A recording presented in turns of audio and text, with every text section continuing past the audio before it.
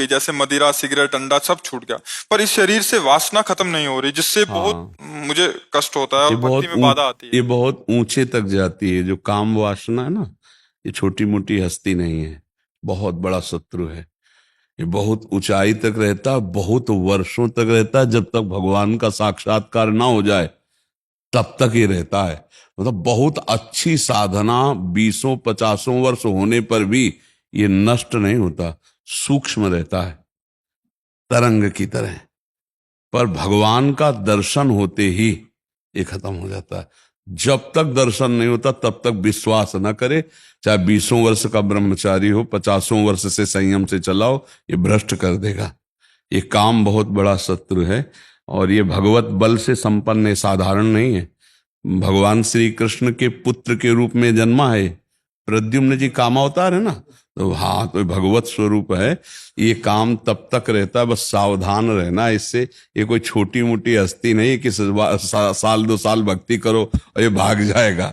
ले पास ही रहेगा आपके, और जब तक भगवत साक्षात्कार नहीं होगा तब तक ये बना रहेगा।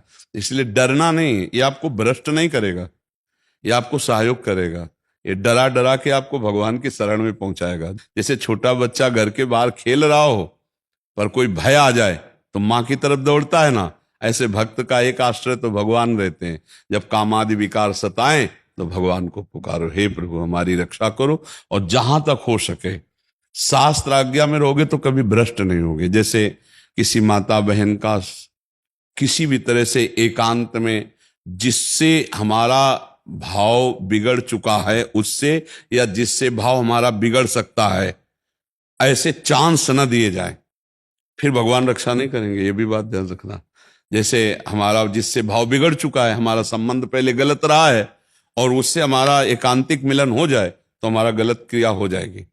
या हमें लगता है कि इससे भाव संबंध बिगड़ सकता है, तो अपने आप कड़ुआ स्वभाव रखकर दूरी हटाओ, दूरी बनाओ। संगम त्यजेत मिथुन व्रतिनाम मुमुक्षु सर्वात्मना न विसृजेत बहिरिंद्रियाणि।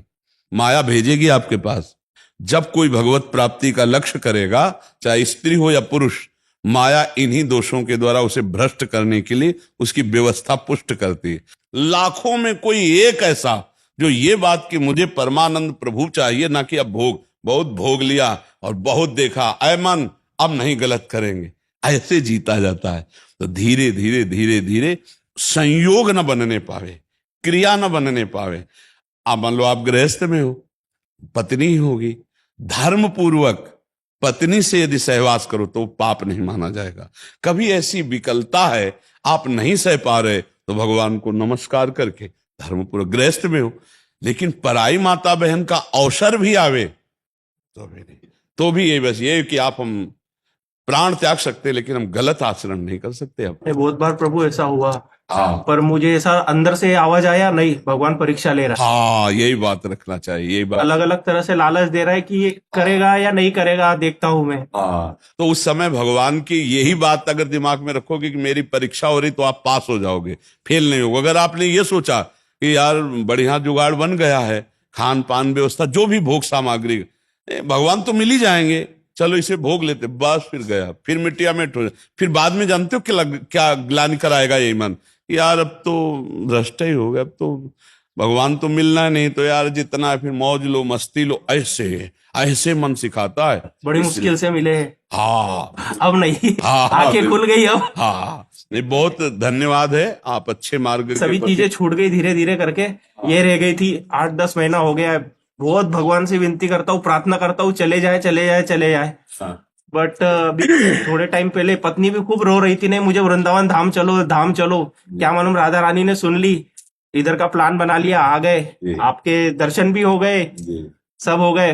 बस ये बात ध्यान रखना कि इस मार्ग में चलने वाले को गिराने के लिए माया प्रश्न रखती है सामने।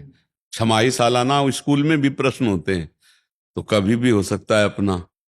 तो ये ध्यान रखना, धर्म पूर्वक चलना, अब गलत मत चलना।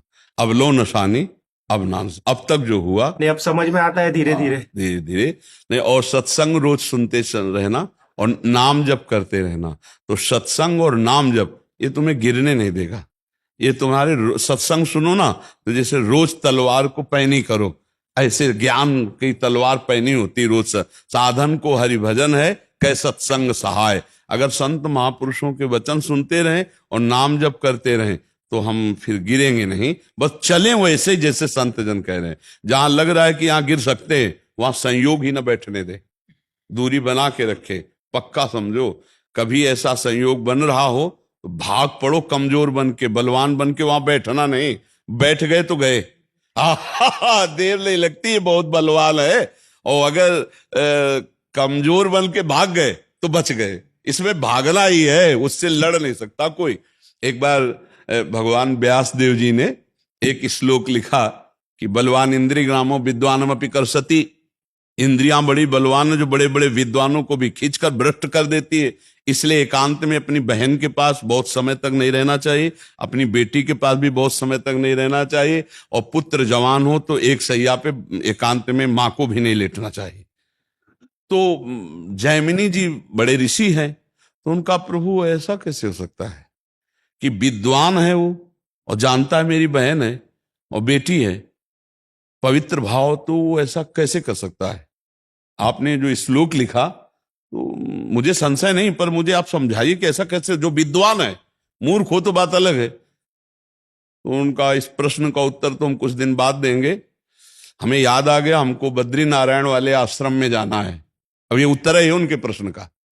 तो 10-15 दिन तुम संभालो आश्रम, सैकड़ों ब्रह्म ऋषि विद्यार्थी जन है। 15 दिन बाद हम आ जाएंगे, फिर आपके इस प्रश्न का उत्तर देंगे, ठीक है। उसी शाम को हल्की सी वर्षा होने लगी। भगवान है व्यासदेव जी, संध्या का समय, और 16 वर्ष की अवस्था धारण की, श्याम रंग, अरविंदाक्ष नेत्र, और छम छम करती हुई सामने आ गई। और गंगा स्नान करके सब ऋषि जन ऐसे जा रहे थे, सब ऐसे। तो जयमिनी जी के पास आई और कहा भगवान रात्रि का समय आने वाला है, बड़ा भयावह है, मैं अपना घर भूल गई हूं, आज रात्रि अपने आश्रम में आप जगह दे देंगे क्या। उनका नहीं, गुरुदेव बाहर गए हुए हैं और सख्त आदेश है, ब्रह्मचारियों का स्थान है, यहाँ स्त्री प्रवेश निषेध। प्रभु स्त्री की बात नहीं है, मैं आपकी शरण में हूं, मेरी जान का खतरा है, मैं अकेली हूं जंगल में, और शरणागत के लिए तुम्हारे गुरुजी ने समझाया कि शरणागत की रक्षा करनी चाहिए। अब गुरुजी हैं, उनको कौन काट सकता है। जयमिनी जी ने कहा बात तो तुम्हारी सही है कि तुम्हारा स्त्री शरीर है, अभी देखा नहीं, स्त्री शरीर है और गुरु जी है नहीं, और तुम्हारी रक्षा भी कर। अच्छा ऐसा कर सकते हैं कि हम अपने आश्रम में एक झोपड़ी खपरेला था, उसमें अलग आपको दे देंगे, दरवाजा लगा, आप बंद कर, मैं भी कहूं तो दरवाजा रात्रि में मत खोलना, सुबह निकल जाना। तो उनका जैसी आपकी आज्ञा, मेरी रक्षा हो जाएगी, चलो दूर चलो, और वो कुटिया है, जाओ दरवाजा अंदर बंद कर लो जाकर, यहां सब ब्रह्मचारी रहते। अब जाके जो संध्या वंदन करके ध्यानस्थ हुए, फिर दिमाग में आया कि हमने पूछा नहीं कि तुम रात्रि में अकेले कैसे फंस गई, आखिरकार हो कौन, कहां से आई हो, तुम्हारा ब्याह हुआ है कि नहीं हुआ है, विविध प्रकार का उसी का चिंतन होने लगा। तो ध्यायतो विषयान पुंसात संगास्तेषु उपजायते, संगात संजायते कामः, कामात् क्रोधो विजायते, क्रोधात् भवति सम्मोहा, सम्मोहा स्मृति विभ्रमा, स्मृति भ्रंशात् बुद्धिनाशो, बुद्धिनाशात् प्रणश। पहला रोग शुरू हो गया, ध्यान। जहां प्रभु का ध्यान होना था वहां उस तो चरण देखे थे बड़े ही सुंदर, तो उनका मुख कितना सुंदर होगा। अब गए, अब इतना सब करते हुए रात्रि तो हो ही गई थी, दरवाजा खटखटाया, तो उन्होंने कहा दरवाजा तो नहीं खुलेगा। बोले मैं जयमिनी जी हूं। बोले नहीं, जयमिनी जी ने मना किया है कि सुबह नहीं खुलेगा दरवाजा। तो खपरा हिलाए थे, कोई लिंटर तो था ले खपरा हटाए, बांस हटाए, कूद गए। देखा तो वो सुंदर रूप, क्योंकि भगवान ने धारण किया था, श्याम रंग, छटा छा रही थी एकदम, इंद्रनील मणि कांति, नौ यौवन अवस्था, देख के मुग्ध हो गए। अब सब पूछना भूल गए कि तुम कहां से आई हो, क्या कुछ नहीं पूछा, तुम्हारा ब्याह हुआ है नहीं, तो तुम ब्याह कर सकती हो, हाँ हमसे कर सकती हो। बोले आप जैसा ऋषि मिले तो फिर क्या कहला, ब्याह तो कर ही लेगी।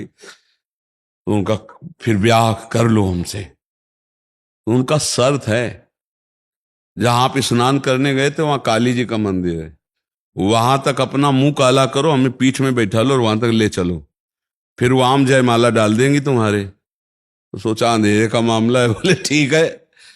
काम कितना प्रबल होता है, मुंह काला किया, पीठ में बैठा ला, घुटने के बल चले। जब वहां पहुंचे तो 2 थप्पड़ मारे।